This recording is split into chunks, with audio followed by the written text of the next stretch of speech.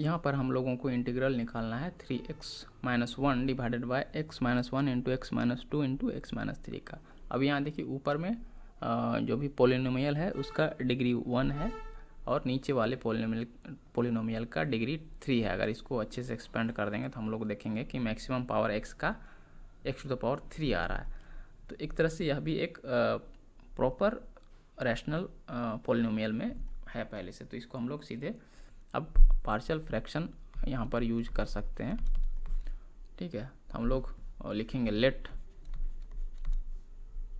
सबसे पहले इसको तोड़ ही देते हैं पार्शियल फ्रैक्शन से। ठीक है, let 3x-1 upon x-1 into x-2 into x-3 equal, इसको लिख सकते हैं a into x-1 plus b into x-2 plus c into x-3 के। ठीक है, अब यहाँ पर हम लोग अगर यहाँ पर इसका एलसीएम ले नीचे का, सीधा लाइन क्यों नहीं हो रहा है यार, x-1 into x-2 into x-3 इसका एलसीएम आएगा और इसको हम लोग पहले इस डिनोमिनेटर से यहाँ डिवाइड करेंगे तो यहाँ बचेगा x-2 into x-3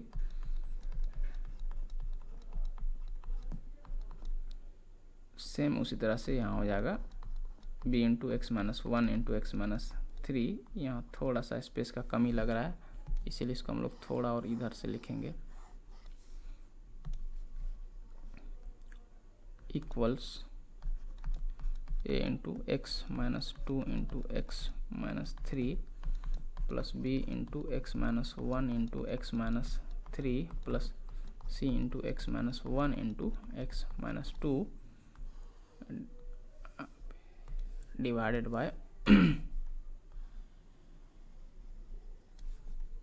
x-1 into x-2 into x-3। अब यहाँ पर LHS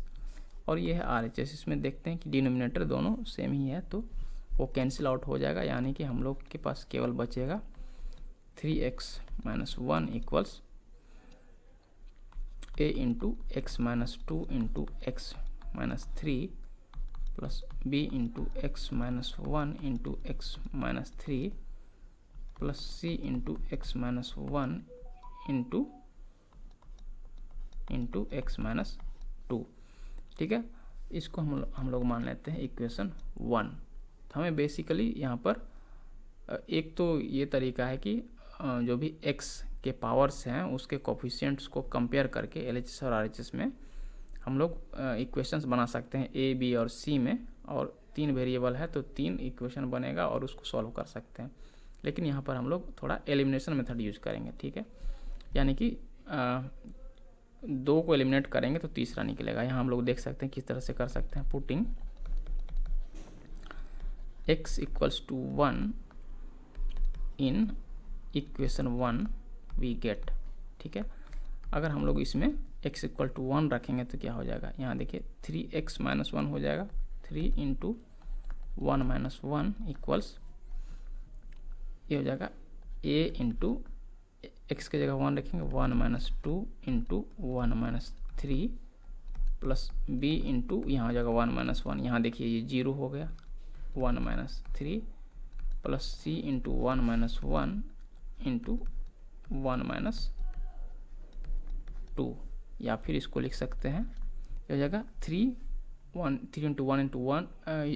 इज 3-1, ये हो जाएगा 2 इक्वल्स, यहाँ हो जाएगा a इंटू -1 इंटू -2 प्लस ये हो जाएगा b इंटू 0 इंटू -2, जहाँ 0 से मल्टीप्लाई हुआ वो ओवरऑल टर्म 0 हो जाएगा, c इंटू 0 इंटू -1, ये हो गया आपका 0, ये हो गया आपका 0, यानी कि 2 इक्वल्स 2a या फिर a इक्वल्स 1। ठीक है, उसी तरह से हम लोग बारी बारी से b और c का भी निकाल लेते हैं, पुटिंग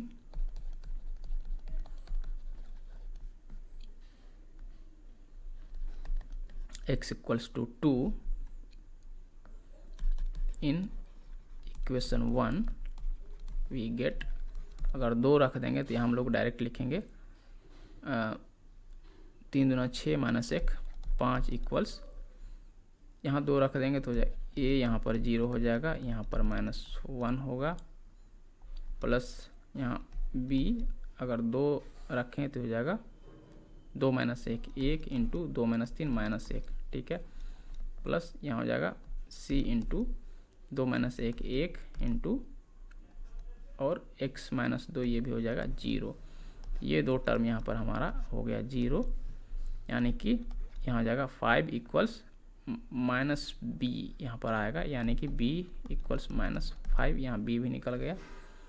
और फिर putting x equals to 3 in equation 1 we get, अगर हम लोग 3 डालेंगे तो ये हो जाएगा 3 3 9 माइनस 1 8 इक्वल्स, यहाँ पर देखिए a इंटू 3 माइनस 2 1 हो जाएगा, और यहाँ पर x की जगह 3 माइनस 3 देंगे तो ये हो जाएगा 0, प्लस b इंटू 3 माइनस 1 2 हो जाएगा, 3 माइनस 3 ये भी हो जाएगा 0, प्लस यहाँ हो जाएगा c इंटू 3 माइनस 1 2 हो जाएगा, इंटू 3 माइनस 2 1 हो जाएगा, ठीक है। और ये दोनों चूँकि 0 से मल्टीप्लाइड हो रहा है तो 0 हो जाएगा, यानी कि हम लोग यहाँ पर लिख सकते हैं, यहाँ बेसिकली हुआ 8 इक्वल्स 2 इंटू C2, यानी कि c इक्वल्स टू 4 यहाँ पर निकल कर आया है। तो यहाँ पर c निकल गया, b निकल गया और a भी निकल गया है। यहाँ पर हम लोग लिख सकते हैं देयरफॉर, ये थोड़ा लंबा ऐसा होता दिख रहा है लेकिन है सिंपल, ठीक है। देयरफॉर क्या था हमारा 3x माइनस 1 था, ठीक है।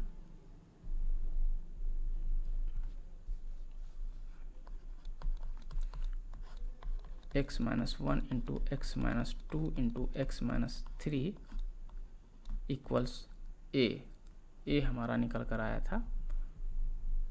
1, ठीक है, 1 माइनस 5 और 4, ठीक है, equals 1 by x minus 1 plus minus 5 by x minus 2 plus 4 by x minus 3। Therefore integral 3x minus 1 upon x minus 1 into x minus 2 into x minus 3, यहाँ पर ऊपर में इंटू dx तो है ही, इक्वल्स इंटीग्रल यहाँ एक साथ इसको लिख सकते हैं 1 by x minus 1 plus minus 5 by x minus 2 plus 4 by x minus 3 और बाहर में यहाँ dx,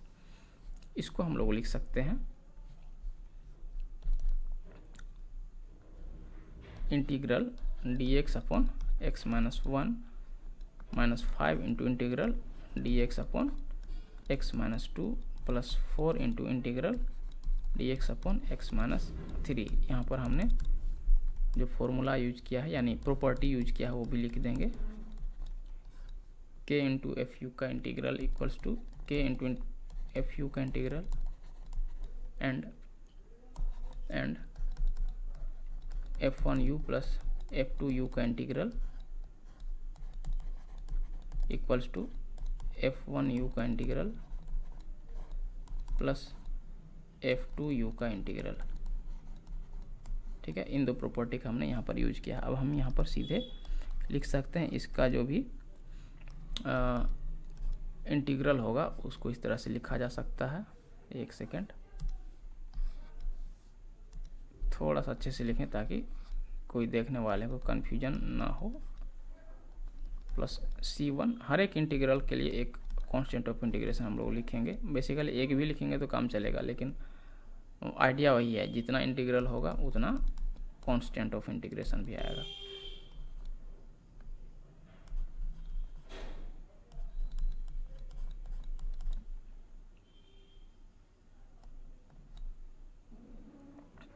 c1 plus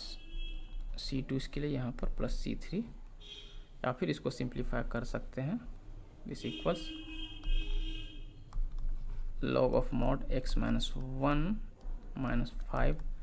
log of mod x minus 2 plus 4 log of mod x minus 3। ठीक है, और यहाँ पर सारे कांस्टेंट को मिलाकर एक सिंगल c लिखेंगे, जहाँ c इक्वल्स टू